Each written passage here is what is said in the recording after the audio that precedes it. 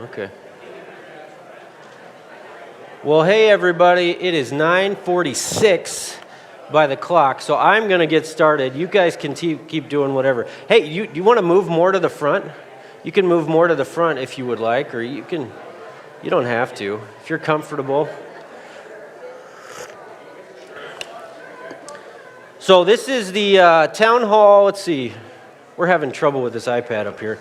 Town hall, worship center renewal proposal meeting.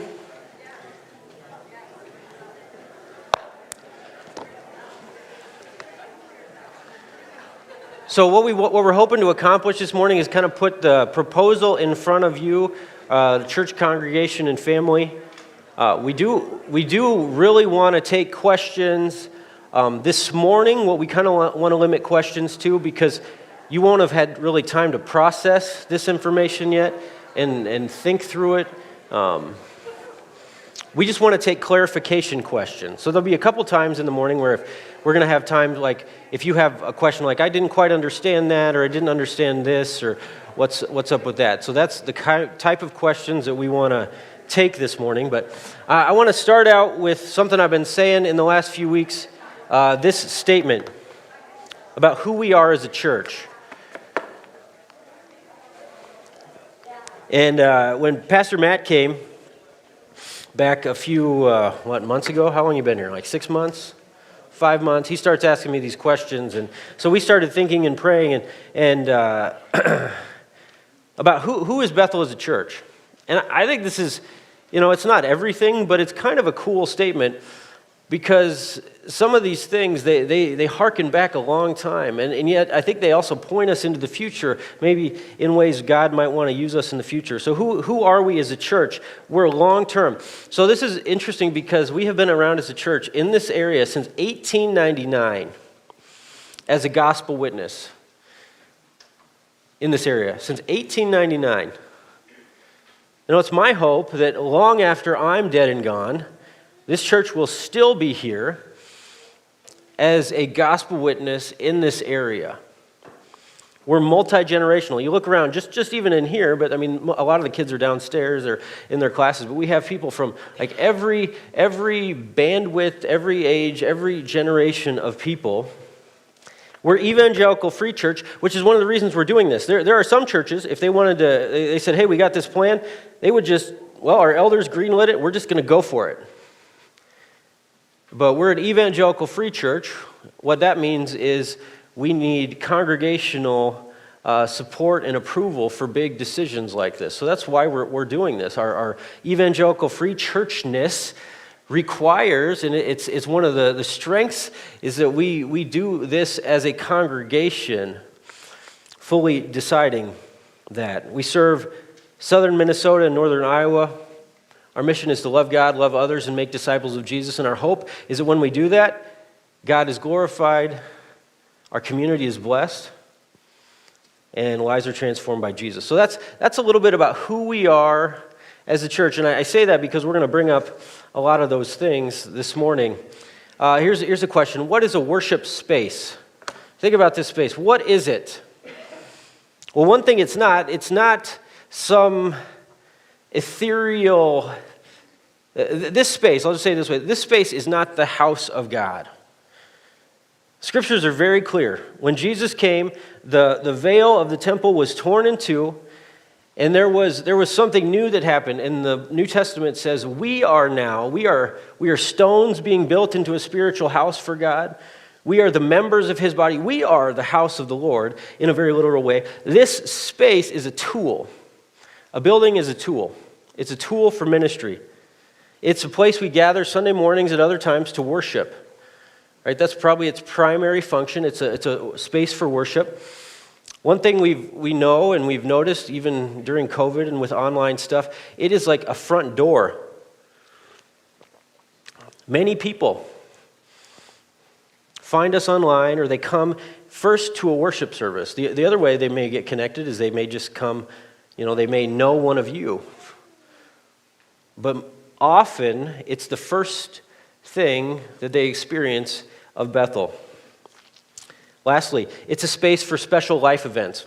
Okay, so weddings, funerals, Other activities, vacation Bible school, musicals, Christmas programs, you name it. A lot of it happens in this space. So this space it gets used for a lot of different functions and a lot of different purposes.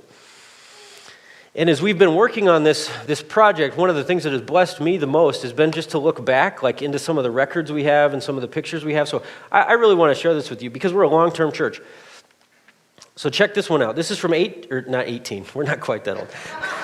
1962, when they first purchased the property here at 1125 South State Street, they put a sign up, the future home of Bethel Evangelical Free Church. Fred Link, were you here at that point?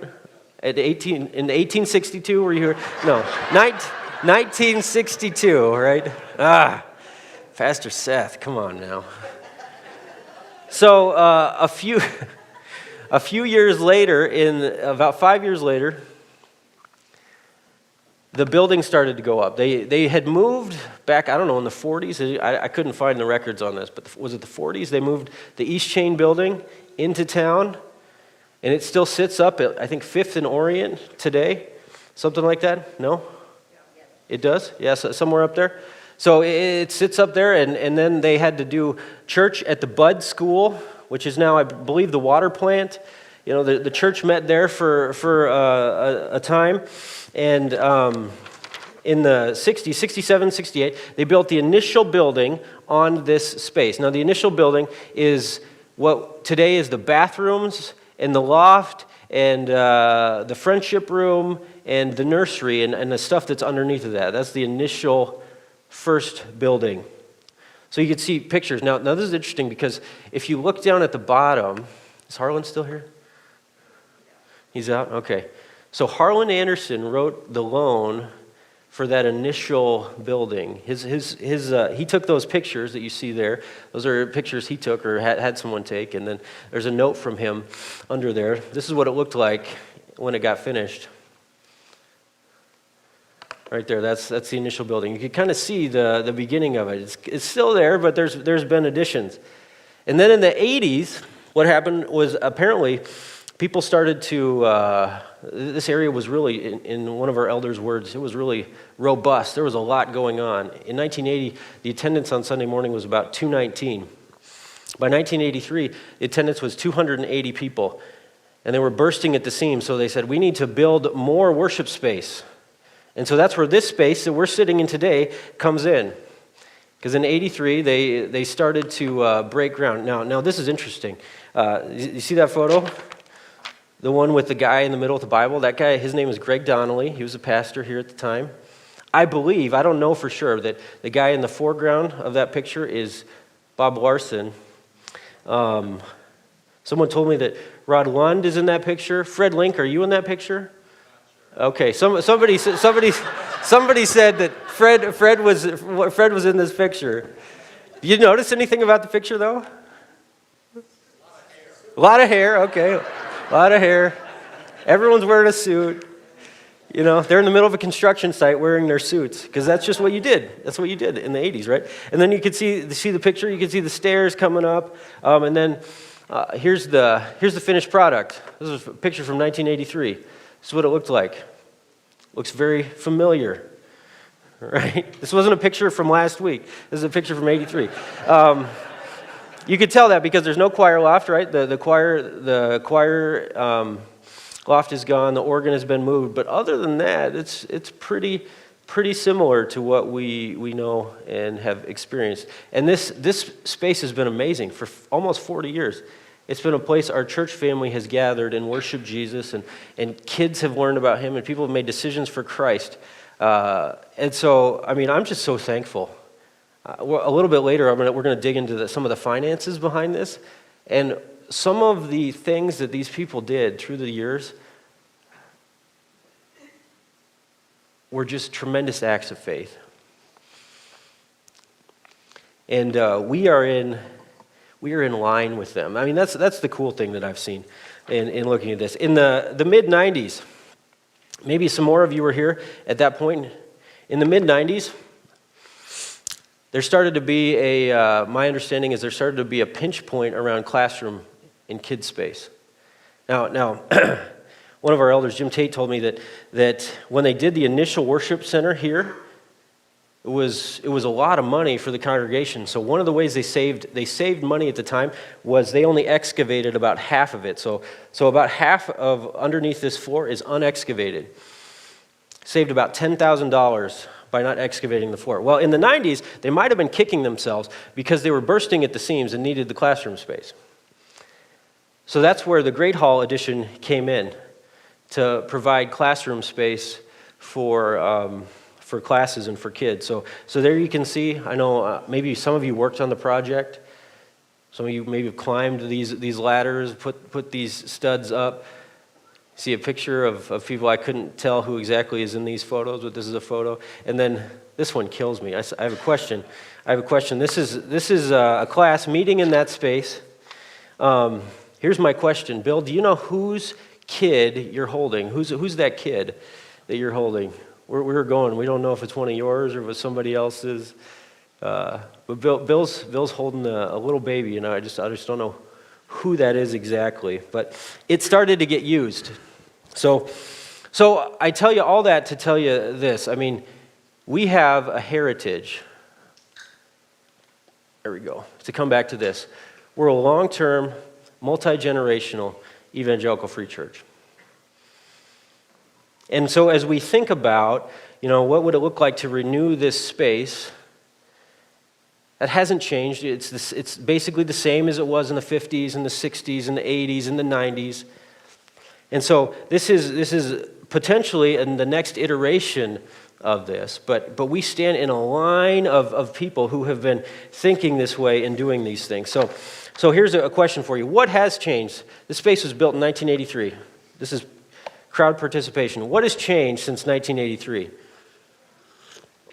in the world? I mean, you can't say Pastor Seth was born because I was born in 1982. So Al Gore invented the internet, yes. Or somebody. Thanks, Bob. Yeah. Somebody. We're not quite sure who did that. Yeah.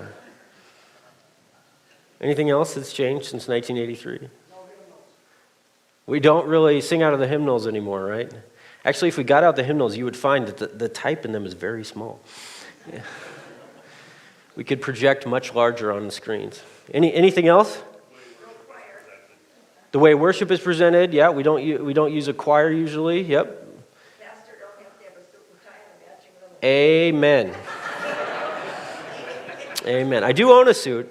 It only comes out for weddings and funerals. Here's some things. Look at this. Personal computers became common. In 1983, probably almost no one had a personal computer. There was something called a 5 1/4-inch floppy drive. I remember those because I was in elementary school. We used those big, wide, square drives. The internet, 1991. The Americans with Disabilities Act was passed in 1990. The Berlin Wall came down. The USSR broke up. Cell phones started to become a thing. Websites, the internet really started to take off when I was in high school in the late 90s. Social networks. I remember MySpace and Facebook. I was in about college in the early 2000s when those were really becoming a thing. Smartphones, the first Blackberries. 2007 was the invention of the first iPhone, and then there was just like a whole huge transformation of our culture that went on with that. Amazon and Google were not a thing. Amazon was a river in the rainforest, and Google was a number in 1983. Okay? Live streaming. Building codes have been updated. Mark's going to come up in a little bit and talk about that.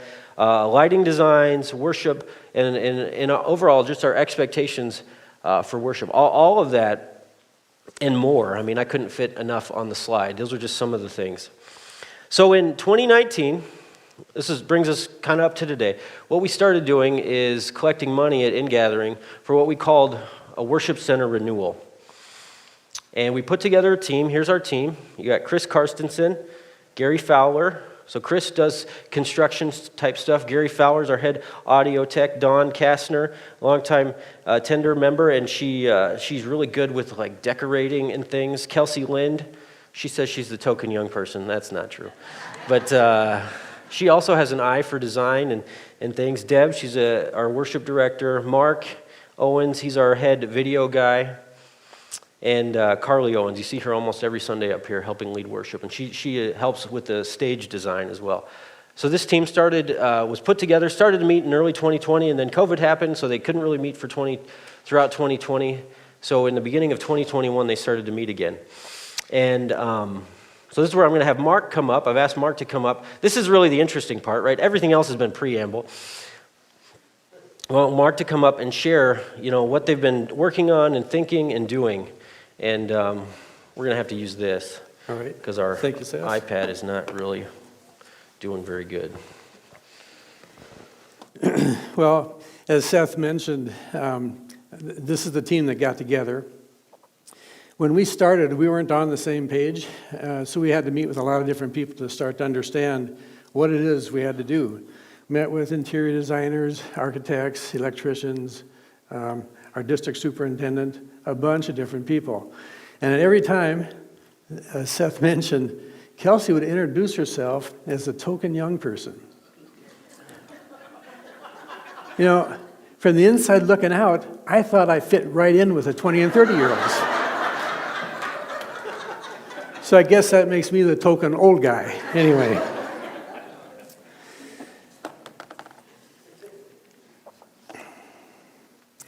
Well, before we get into the details of the proposal, I'd like to spend just a little bit of time. I'm assuming this is the right direction? Yeah. Just a little bit of time talking about form and function. If you've been through any of our leadership training courses over the last, I'm guessing 15 to 20 years, you will spend some time talking about form and function. The reason leaders have to know about that is because the form question, whenever that discussion comes up, it can get very emotional.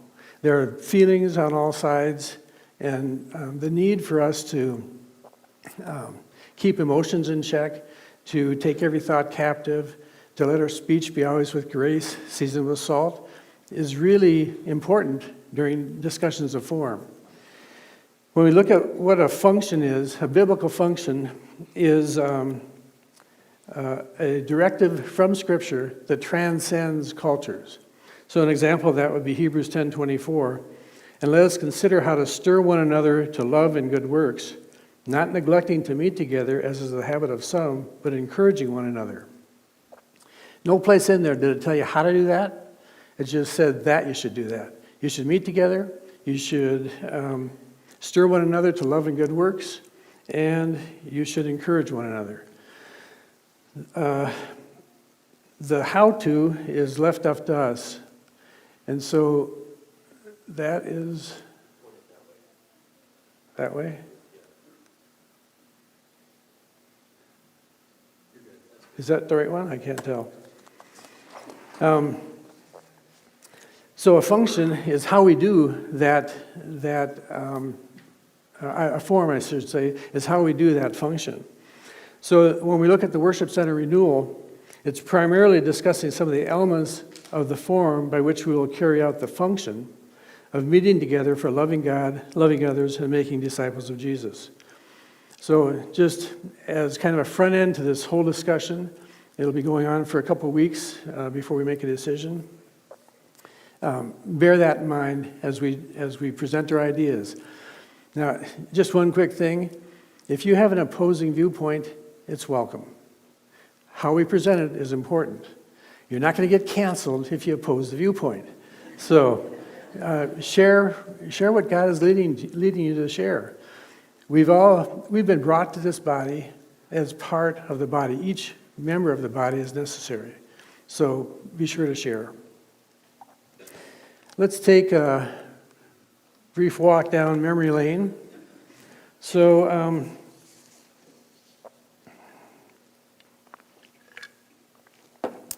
this is back to the Worship Center in 1983-84. And just a couple notes about it. A note that the piano was down on the floor over here. There's a altar or communion table, depending on what you want to, what culture you came from, what you would call that. There's an organ over there. And then in this place was a large wooden pulpit. I think, if I remember right, the center part of it was about this wide, and the two platforms off on the side took it out to about here and about here. It was a large wooden pulpit. And back behind me, there were two pews for the leaders, the worship service leaders, then the privacy panels, and then 3 rows of choir chairs. If you got here about 20 minutes before the service or so, you'd hear off here stage left down the stairs and down the hallway, you'd hear this commotion of the choir members getting together. They're getting their robes on, their I don't know colors, rust, maroon, the color that this carpet color. Getting their robes on, getting the sashes on, and getting their folders out. And they'd gather in the room and they'd warm up their voices, have a little prayer, and then they'd be lined up coming up the stairs. And at just the right time, they would file onto the platform, filling the first row of choir chairs, the second row, the third row. And then the leaders would come out, and the choir director would come out, and she'd turn around and she'd face the choir. She'd make sure they're all looking at her. Then she'd tell them to sit down. And they'd all sit down together. It was done in perfect, precise unity. A little bit later in the service, she would have, there'd be some special music, and she'd do one or two things, but she'd get out in front of the choir again, make sure they're looking at her, and rise, and everyone gets up. And then puts her hands together and opens them, and they all open their song sheets together. The precision that we did things was really amazing. And the other thing she might have done, to start singing, remember she had a baton in her hand? And just slight moves of her fingertips to tap out a tune toward the organist. And then with a downbeat, boom, the organ would start, then the piano and the singers would come in. Or she'd look back at the sound booth, looking over her shoulder, give a smile and a nod, signaling them to press play on the cassette player. So... those were the days. Anyway, if we had congregational singing, the words from the pulpit would have been something like, "Take your hymnals and open to hymn 112, and then rise with us and sing." And there'd be the standard rise, and me in my suit coat and Ma in her dress. All stood together to sing at our best. And the whole place stood as one. Anyway, that was a day. But that was normal throughout a good share of North America.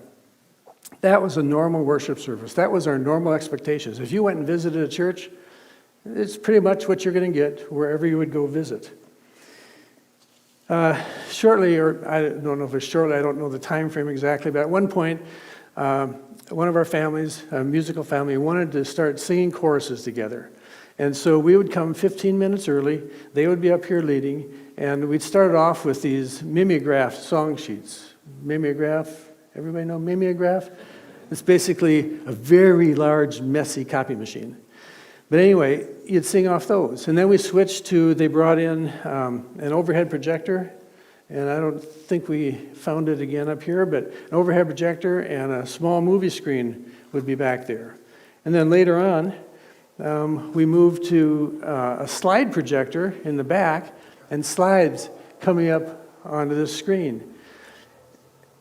Somebody had to be, a person that was up here had to be changing the slides or had to be flipping the plastic things on the overhead projector to make that whole thing work.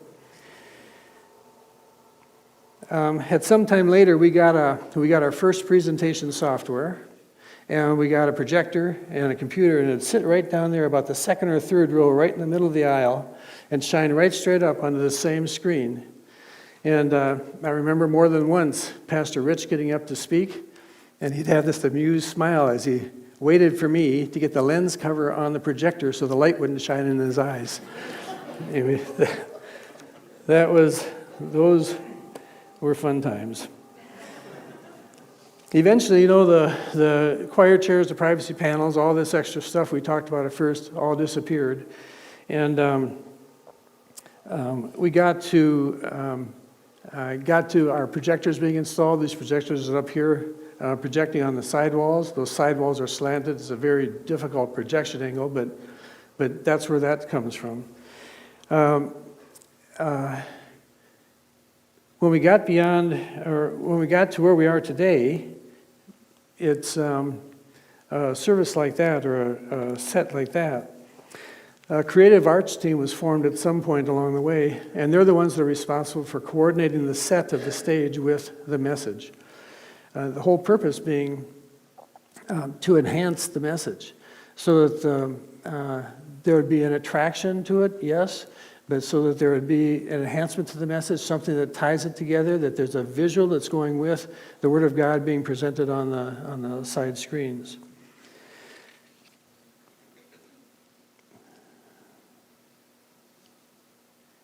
And let's see where I am here. Just note the use of the lights in the images up there.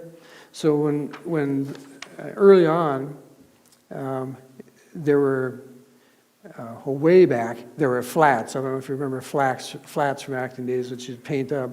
But then we started lighting objects, putting objects and lighting them, and having the objects mean something. That's part of what the creative arts team puts together. Let's see here.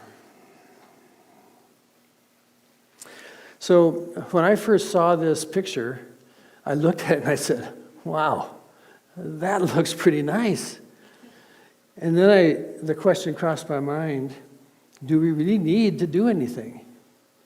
So the rest of this is why we do need to do something. We went through, better not do that again. We went through a process that started by gathering ideas. Those ideas, we met with a number of the different Connections Hour groups, getting input from you and whoever else was there at the time. We met with the consultants, as I mentioned before, everyone from interior designers to district superintendent. We visited other churches. People sent us pictures of what they liked or what they didn't like. Just lots of input, gathering ideas.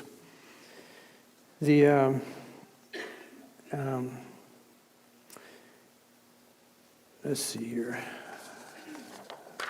I was expecting to be able to see the slides a little bit better, but thank you for printing this, Seth. So we created a plan to address the issues that people brought up based on that. And then we proposed it to the elder board. The elder board's approved it, and now we're proposing it to you. In 2 weeks, we'll have a vote on this. Remember, you can reject it. It's up to you. Does it meet the issues? If we reject it, the potential downside is what goals aren't we going to accomplish? As far as we can tell, the Worship Center Renewal Team, every issue is addressed in the proposal that I'll be showing you the details of momentarily. And the footprint or the basis for going into the future is established by what this proposal does.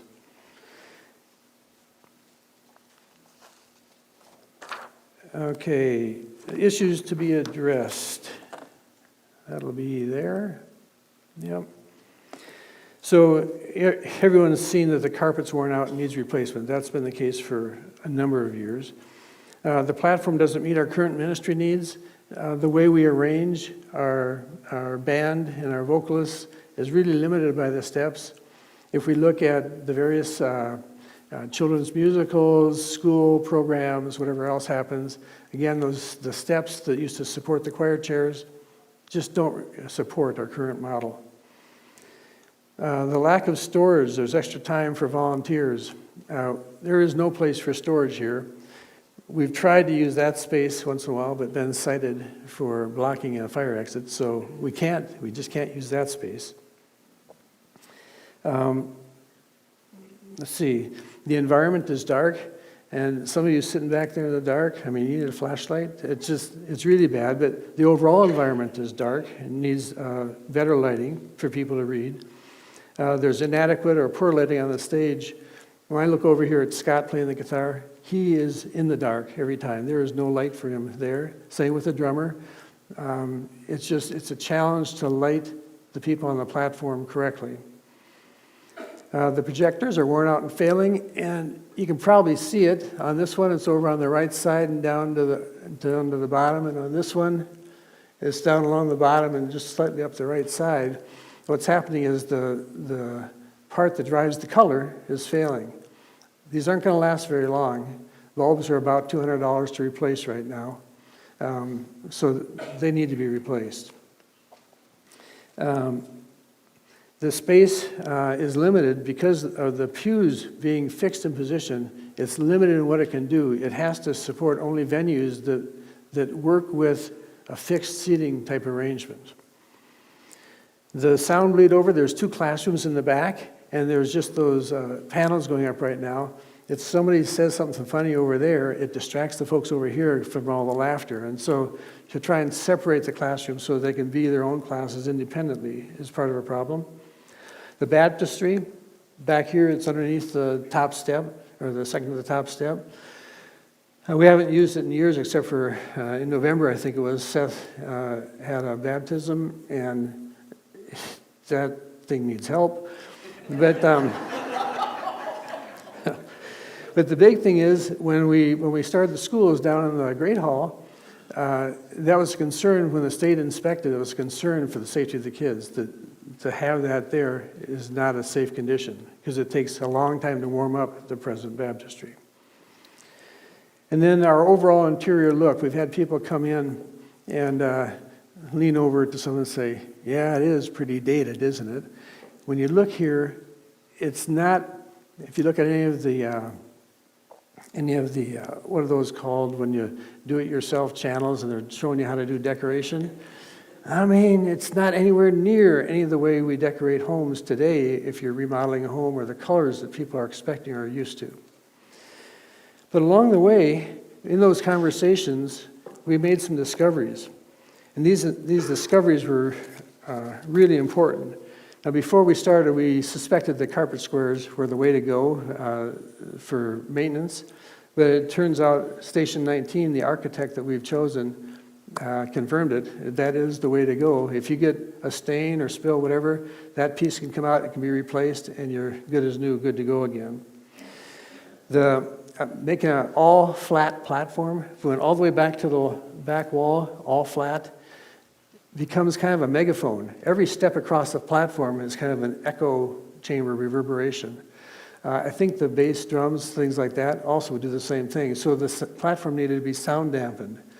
Along with that, there was a whole idea of how you do creative arts sets, and you needed a platform you could attach a set to in different places. Any front of platform work, so if we do anything up here, we automatically come under the current building code, which requires us to have ADA compliant access to the platform. And that's either going to be an elevator or it'll be a ramp. If we over here on this side, this is actually one more fire exit than we need in this room for if it's fully populated. We have enough exits with all the exits we have in the back, and the extra one that's down those stairs if anybody needed it. We don't need that one. That could actually be eliminated.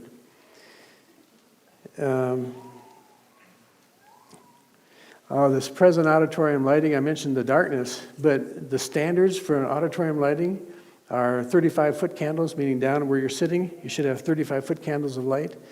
And what you have is about 8 to 12. And that's why people have a hard time reading their books or doing anything. And Seth, I'm not watching my time close enough. Am I getting in trouble? Okay.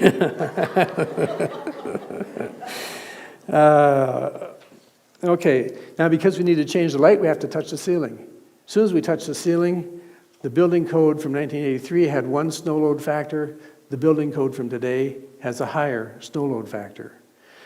Praise God, these main lamb beams coming up are totally adequate, but the cross members going across between the beams are not adequate. They need to be reinforced. So the reinforcement of the ceiling would have to happen, or of the roof would have to happen if we do anything to the ceiling. The new HD laser projectors are exceptionally long life and brilliant. Let's just say an ADA ramp goes in over here. It's too wide. The pews would have to get cut off, so you have to do something with the pews. Reupholstery is the one. Removing, replacing with chairs is another, but something has to happen there. The DMX dimming controls, those of you sitting back there are probably having a hard time hearing with all the white noise from the fans back there, and that classroom that meets knows the dull roar of the fans from the DMX dimmers. And the new ones are silent. There are now portable baptistries. They can be assembled and disassembled, set up 24 hours before you want to use them, and be heated and ready to go, and then taken anywhere else you want to do them. So they could be done down here on the floor, they can be done in the Great Hall, they could be done at somebody else's, at some other location. I'm going to show you a mock-up of what Station 19 has done for us from all of our discussions. They gave us lots of options to start with, and we kept whittling them down, and this is the one we finally settled on. Following that will be an overhead shot of the same thing, but these are done by Station 19 for us. Give you just a few seconds to look at that. I don't know how easy that is to see details. Going to the overhead shot, the platform is on the right, the lobby is the gray area on the left. And let's go into the details here. So, so looking at the roof, we have to bring it up to code. We don't have to take the roof off to reinforce it. We can reinforce it from underneath. That's really kind of a good thing for us. I mean, it's an expensive proposition to start with to do that reinforcing, but it's a good thing in that the whole ceiling comes out. So this supposedly white ceiling is actually pretty yellow and dingy, and I mean, it would all be gone. Totally demo would have to happen up here on the top and give us a chance to put in the additional supports, wiring for the light fixtures, laser projector, a confidence monitor. Having that full ceiling open makes that part of the job easier than trying to do it behind this ceiling that's in place.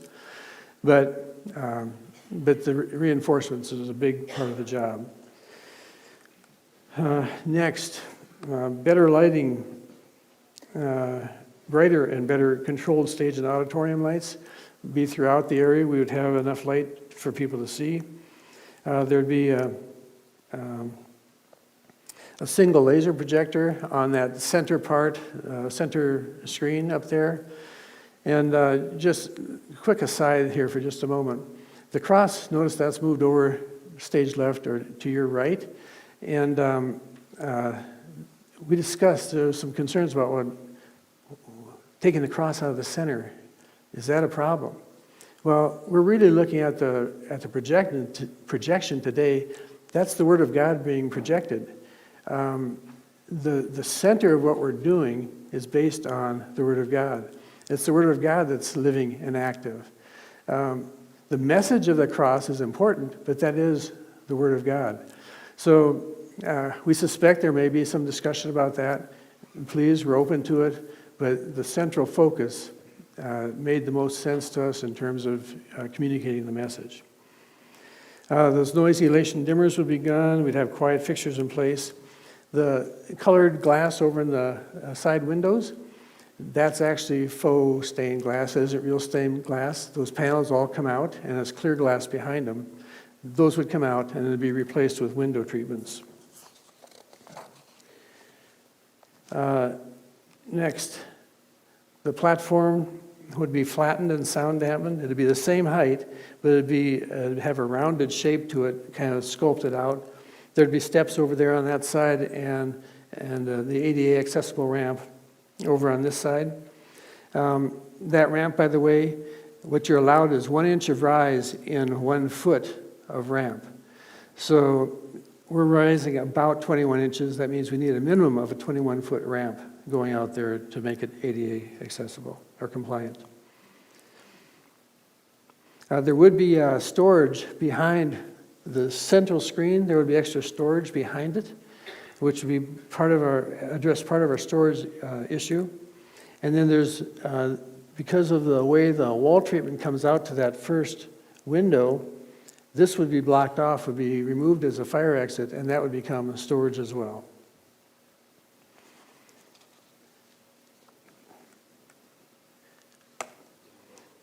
Did it go? Didn't go. Okay.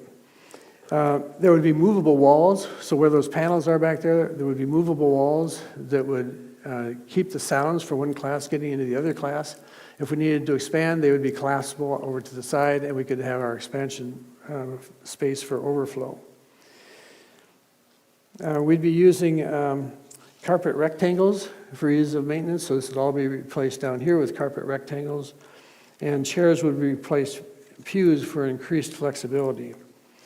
When we talk about that increased flexibility, the question would come, well, what does that mean? Well, it means like the men's simulcast that was here a few weeks ago, or women's events, or marriage seminars, or perhaps community events could come here and the chairs could be arranged as you want. It's especially appropriate where the event is a discussion group-based event. Set up tables and chairs, view or talk about whatever it is, and have your discussion groups. Today, that's very difficult. And let's see.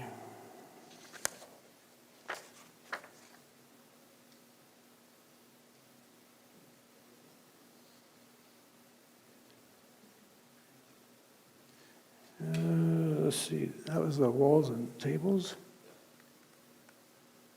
Didn't move. All right, and then the portable baptistry. So we no longer have to wait for summer, is what it would come down to. And we could use it wherever we wanted. So even for Thursday nights over in the Great Hall, they could do baptisms there if that was part of their mission.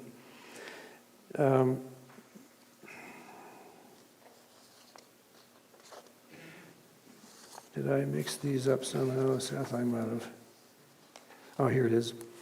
The piano would be able to be on the stage because this would all be flat, so the piano would fit up here. The pianist would be together with the other worship team. And our wall treatments would extend out to that first window, as I mentioned. The big thing is about the color. We could paint the brick.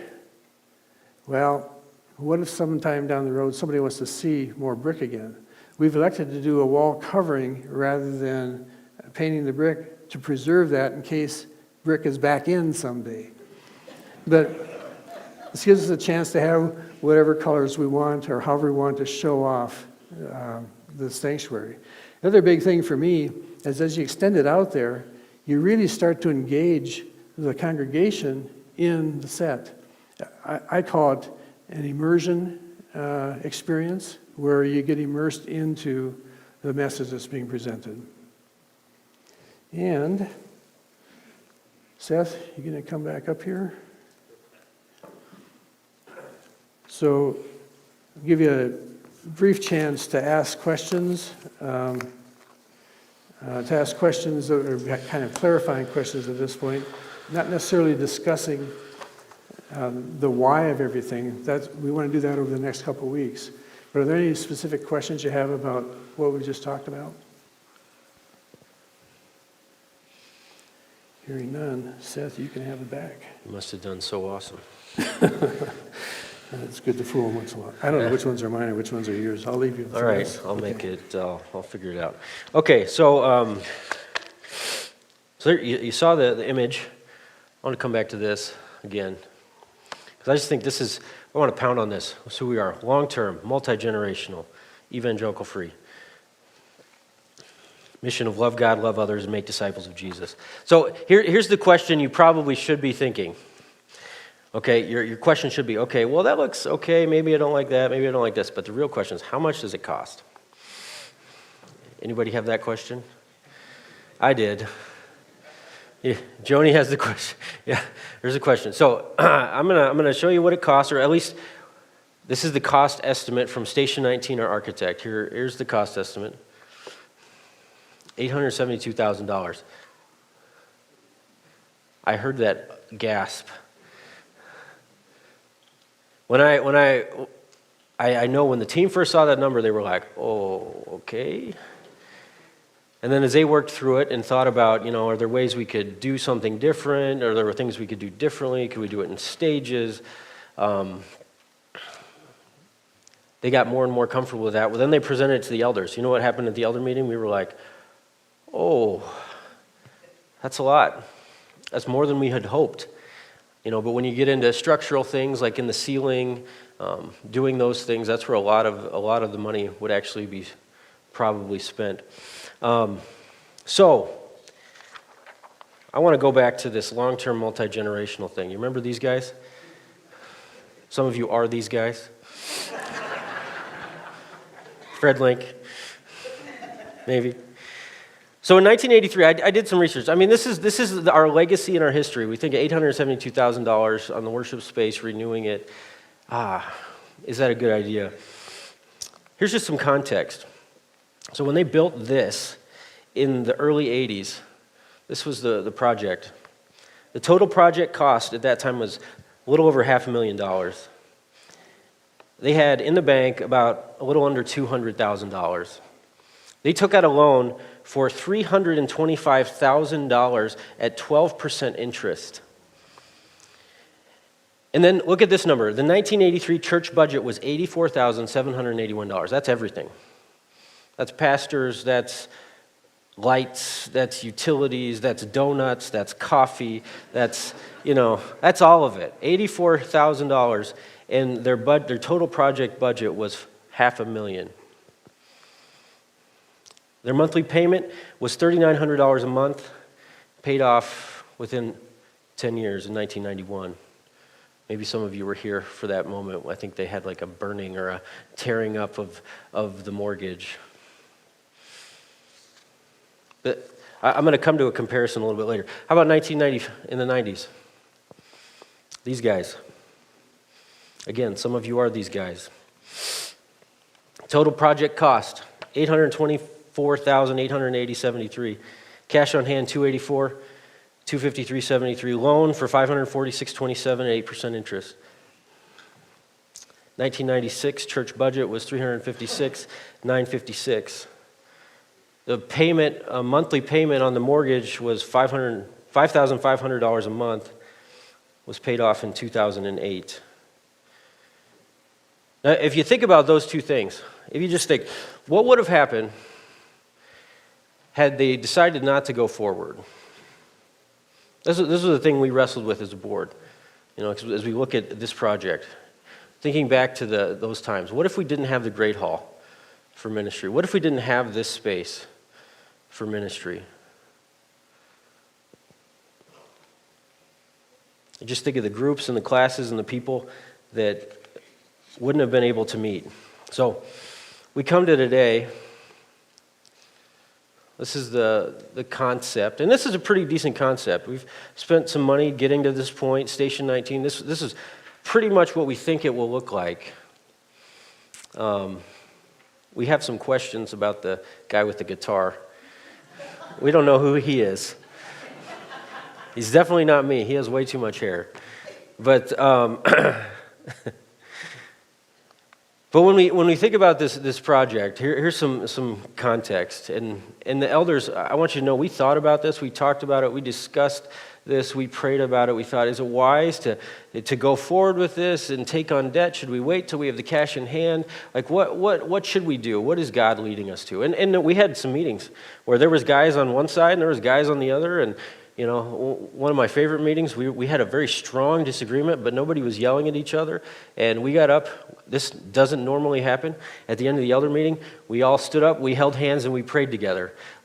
Because, we can disagree and still be brothers in Christ, right? So here's where we are today. This is our current situation and why we think this is a good plan and how we would propose to pay for it. We have in the bank right now we divide our money into two big buckets, our designated funds and then our general fund. And we have over $850,000 in the bank between those two funds.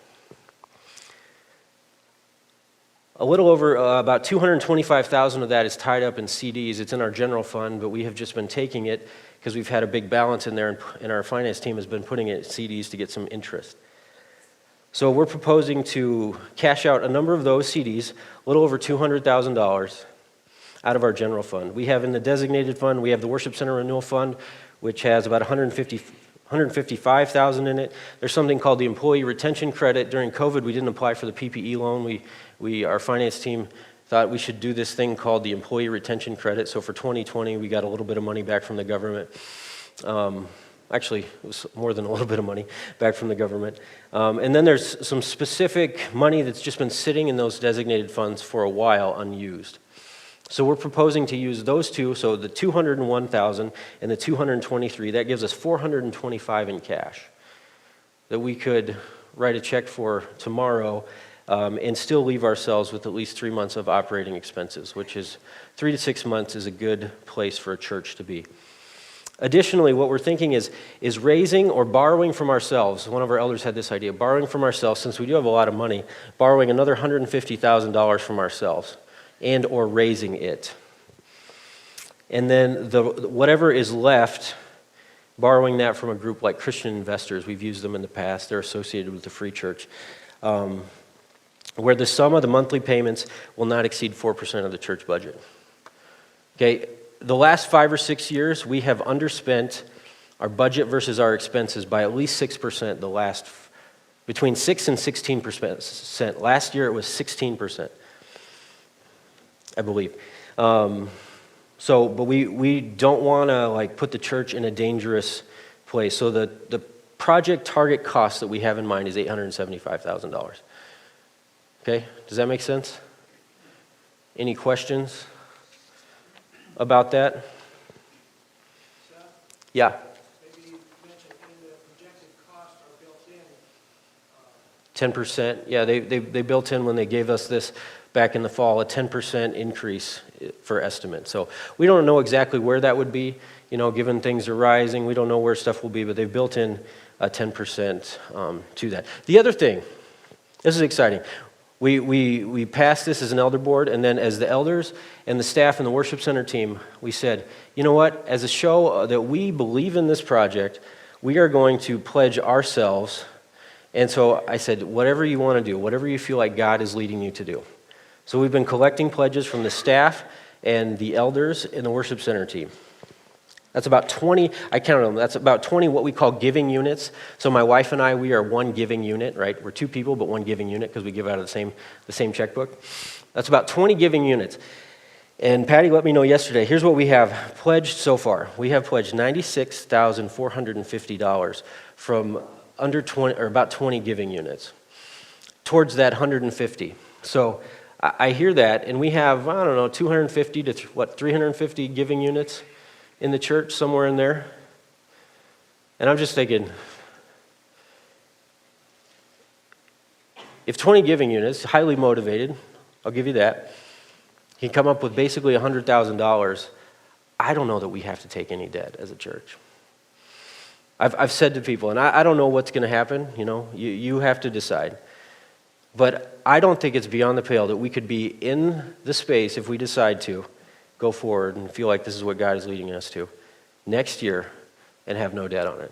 I don't think that's beyond anything that God could do. So, just some things. This is where I want to wrap it up, because this was really helpful for us and the elders.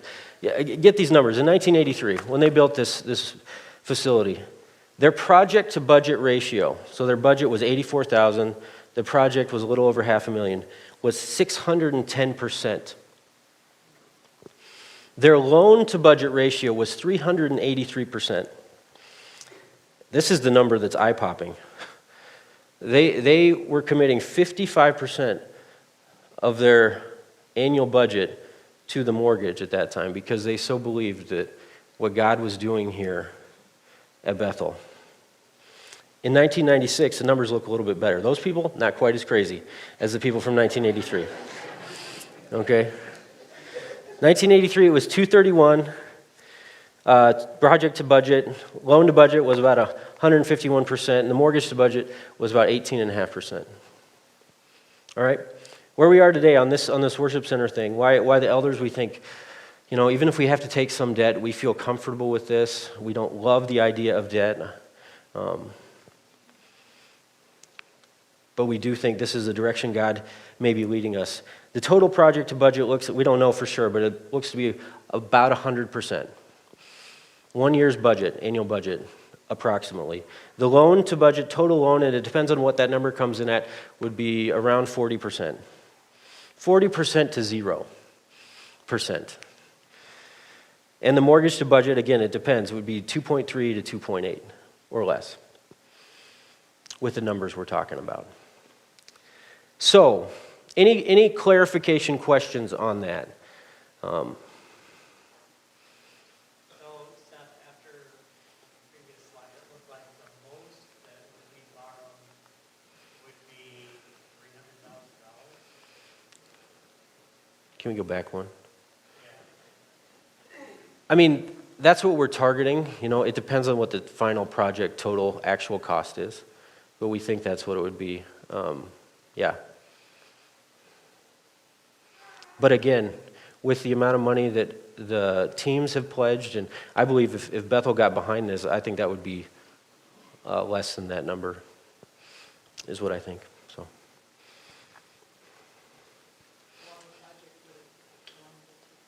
How long would the project take? So the builder is estimated it would be a 4-month build time.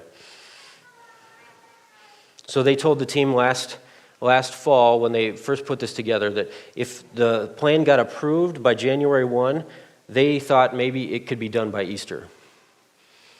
So that's kind of what they're thinking and looking at right now. So depends. Bill, I'll go to you first, yeah? We'll just meet in the Great Hall when this is under construction. Yeah, where would we meet when this is under construction? Yeah, our plan would be to meet in the Great Hall. You know, obviously a lot would have to shift if we were going to go forward with this. We've started talking a little bit about what that could mean for connections classes and, you know, kids. I mean, there'll be a lot to figure out, but we'd probably use the Great Hall for the most part for worship services. It's a good question. Frida? Okay. That was your question? I'm going to go back. Okay, Bill, I'll take another. Another question. Do we have enough, or will we take these pews and put them in the Great Hall pews? Buy the chairs that we're going to put in here, use the Great Hall? And what will happen to these pews? Is there a market for them? Well, so our hope is that someone would want them. If you search online, there are places that say, hey, here, just get rid of your pews. Like there's, you know, findyourpews.com or whatever. So ideally, maybe there would be a ministry or church that could use them. You know, they still have life left in them, and they could be useful if someone wanted them. As far as the Great Hall goes, we'd probably use chairs. I think probably folding chairs and just other chairs. This is another thing, that their estimate to get the chairs is like a 6-month estimate at this point. So, you know, if we decide to go forward, we're going to be like, we need to order the chairs right now. That's going to be probably one of the first things that we would order if we do that. So, Leah? So, this kind of goes along with the chairs. So seating capacity with the chairs compared to the pews is the same? Is it? Yeah, great question. So we estimate right now, we can, if you like really pack people in, we could do about 360 in the configuration here. Could we go to the slide with the overhead configuration, like the downward shot? So in this shot, this is with chairs. You'll notice that the chairs actually aren't pushed all the way to the back. This configuration has 340, and there is a handout that you're going to get as you go out that has all this stuff in it. So, Carrie, you can take that picture, but you're going to get a handout too. So we've got all this. We got all this for you there. We want you to have it all in front of you. But that's so about 360 to 340. But there's more room to put in more, so we wouldn't really lose any seating capacity with this. Where do you store all these chairs when you want to reconfigure?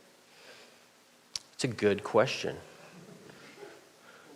When we reconfigure, I think they would probably mainly sit in here. I don't know where the aggregate would go. You know, maybe they could get pushed back into the wings or something. Would probably be an easy place for them to be stored. But that's a great question, Crystal. Where can you store the chairs if we were going to reconfigure? We had to pull up 300 of them. They're stackable. Yep, stackable. We actually have one somewhere. We actually have one of the chairs. I don't know where it is. Yeah, Deb, go get the chair. We have one. We tried to get 4 more, but they couldn't get them to us for today. So, any other questions, Margaret? This might have been asked, I just came in here now, but, so the demolition, is that something that the congregation can all help with? Like when you curtain up, or is that something that everything would get hired? Great question. So the question is, sorry, I'm saying this for the people on the web who are listening. The question is there anything we could do? Could we do the demolition? And that was one of the things we looked at. Is there a way we could like decrease that number? And there is some. If we pulled the pews ourselves, if we pulled up the carpet ourselves, we could reduce the cost a little bit. But much of it, the cost is going to come in the ceiling work and things. And that stuff we're probably not going to be able to do ourselves. So, does that make sense? Neil? Yeah, if we're putting coverings over the windows here, like curtains and stuff, do we have to pull the stained glass windows down? Okay, so the question was, if we're going to put some kind of covering over the windows, do we need to pull the stained glass down? I think the idea is that they will be electronic movable window treatments, you know, that you can kind of push a button and they would come down when we need them, but most of the time they would be up. So part of the thing with the stained glass is just the lighting. It reduces the available like ambient light in the room. So removing that would help with our overall lighting picture. So does that make sense? And the stained glass is starting to have issues. Oh, It's actually starting to settle and shear. okay, yeah. The stained glass, well, glass, you know, it kind of runs. And so if you look at the top of the stained glass, some of it's starting to run and like shrink away from the top. And there's, I guess, slivers that are coming out. So there's a little bit of a concern about that. Any other questions? FYI, the chair is not the fabric that it will be. Okay, It's just a sample chair of what the chair will be like, but it's a different fabric. so we're going to put this down here. So if you would like, you can come sit in the chair. Okay, maybe we'll put it in the lobby. And I didn't know we had the carpet squares. This is the carpet they're proposing, so or the carpet rectangles. They're not squares, they're rectangles. So you can come see what that looks like as well. Any other questions? I'll take 2 more, and then we got another service coming in 12 minutes. So, Don? How much life is left in the current roof? How much what? How much life in the current roofing on the top is left? How old is that? That's a good question. The question is, how much life is left on the current roof of the top? I do not know that number, but that's a number we need to find. I'm looking at Matt because Matt helps with that stuff. Yeah, we'd have to look up the date on it for sure. But that's a good question. Frida, did you have a question? I was just going to ask, who did the carpet back in 1983? Because I don't think this carpet looks too bad. If it's No, since 1983. considering it's, And the yeah, pieces look beautiful. they do, yeah, yeah. So, I mean, it's not really wear and tear, and it seems kind of silly to replace them, other than the reason if you want to stack them. Yeah, yeah. But I think that they should go to the same person that got that carpet. Okay. Thank you. Marley, last one. I think that our buildings and grounds team is working on a plan to replace those with a newer product. That's not necessarily connected to this, but they have estimates. I think the estimates are, what, like $3 million? What?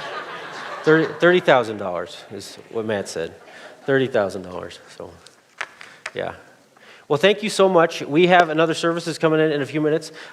Okay, Sue Lund, I'll take one more. Regardless of what happens, could we just show our thanks and appreciation to the community that Yeah.